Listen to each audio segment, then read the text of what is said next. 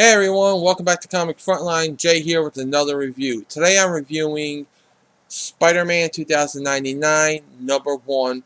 It is written by Peter David with art by Will Sliney. If you don't know who Spider-Man 2099 is, well, Lila is going to introduce you to him. Who's Lila? She also explains that in the very first page. Everything you need to know from the 2099 books on how Spider-Man became Spider-Man, all the way up to the Superior Spider-Man when he came to the present, all the way up to what he's doing in the present currently. You get everything you want to know. The story itself starts off with an agent of T.O.T.E.M. T.O.T.E.M is one of Marvel's many, as it seems to be now, anagram agencies. This one originates in the year 2211 and it stands for Temporal Oversight Team Eliminating Mistakes. And the word eliminating is not a casual reference. It is actually what they do. If you are ineffectual to the future, if you are a contributor to the future, and you are basically expendable, and they can kill you. And he doesn't care if you're the one he's looking for or not. He will kill you anyway. Example, the guards. He goes to Alchemax and he's looking for Spider-Man from the year 2099. They don't know what he's talking about.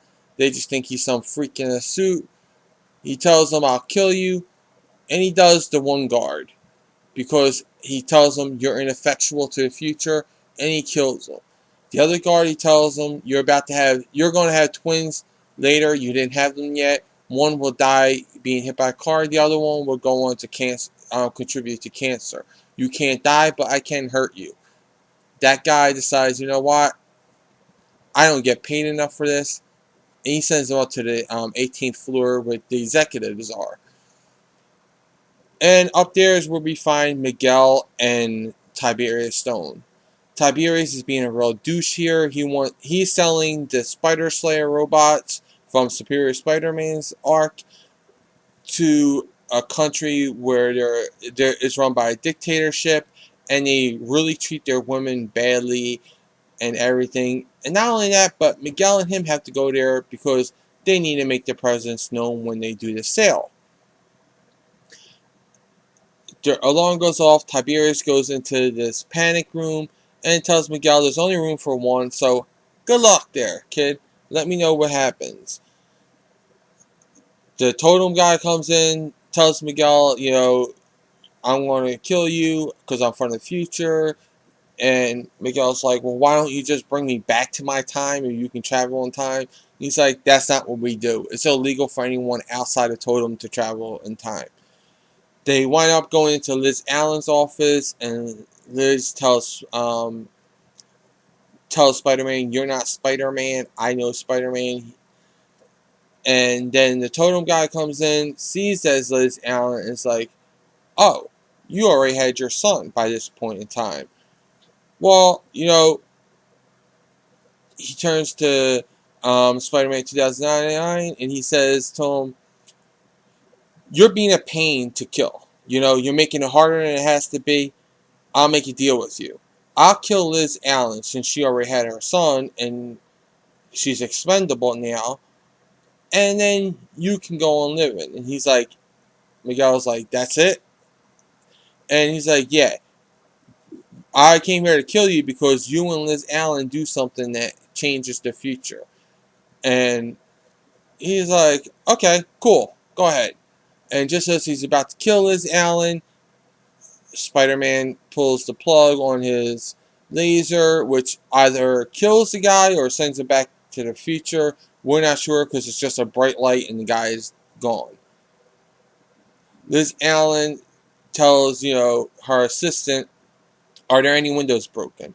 The guy goes, no, there's not. And she's like, well, if he didn't walk through the front door and there's no windows broken, then he must have already been in the building, which means he works for me. Give me all the records of everyone who works for me, from executives down to the mailroom. If I have a superhero working for me, he's going to be superheroing for me also. And that's the basis of this story. Now, the story was really good. If you're a fan of Spider-Man 2099 from Spider-Man 2099's book, you're gonna love this. It's a nice continuation of his story. You get to see Miguel. If you're someone who just coming in from Superior Spider-Man and you didn't know if you were gonna like it, or if you really hated the way that they overused Dan Slott overused that future slang, don't worry, people.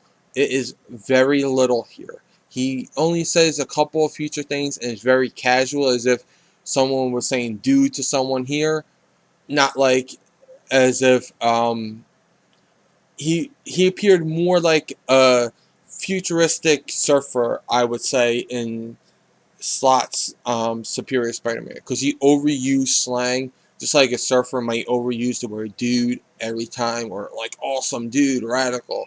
Like, he wasn't that cliche here. He was very casual, like a normal person who just happened to slip into slang every now and then.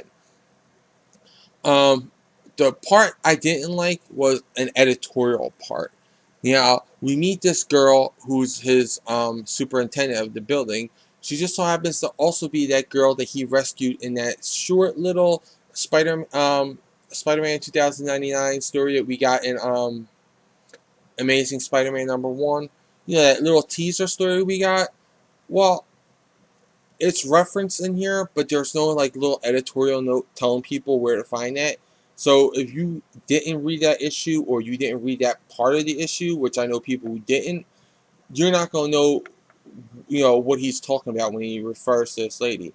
Now there is an AR at on like 2 pages later, but I didn't use my AR at for it because I don't think that that should be a way to tell that story. So I don't know what that AR app tells you, if it goes into that or not. But I think for a casual reader who maybe some people don't have the AR app like me, you know, those people who don't, they may want to know where to find the story. So I think that was an editorial mistake. But for the story, I'm going to give it 4.5 stars. Peter David has me interested and looking forward to the next one. Sliney did really great job with the art. He never loses detail. You never see a background character with the question face, that blank face. No detail, no eyes, no nose, no mouth, nothing. All the characters have eyes, nose, and mouths. And he has great continuity to his art. Like, the guard that gets killed, he has this habit of chewing on a pencil, and you see it in panels where he's chewing on pencils. Other artists I have seen doing stuff like that, the pencil pops in and out. He has the pencil, he doesn't have the pencil, panel to panel. Sliney really pays attention to that little detail that really I love. I enjoy that detail. I know it's something that so minute that people are like, yeah, that's really nitpicky, but to me, that's what catches my eye, that continuity. And I'm going to give him 4.5 stars for the art too. So overall, it's getting a 4.5 stars, and I highly recommend picking it up. If you were a fan of Spider-Man 2099 from beginning, you're going to like this. And if you didn't like Spider-Man 2099 and Superior, this is a completely refreshing take on the character. You can really enjoy this because there's a lot of little humor in here. Not big big rolling on the floor with laughter humor, but little chuckles that ease the tension and breaks up the action, which I really found flowed very well. Everything flowed into each other, which great job for Peter David. I'm going to give this, like I said, 4.5 stars and recommend you pick it up. Well, those are my thoughts. Now I want to know what yours are in the comments below.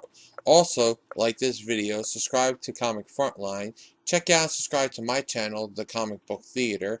Check out Comic Frontline, the site, for all the latest previews, reviews, news, and interviews. For even more news on all things related to comics, comicrelated.com is your source for all your comic book needs with daily updates. And don't forget to like and follow me and Comic Frontline on Facebook, Twitter, and Google+. I'll include all these links in the description below. Until then, I'll catch you in the next review.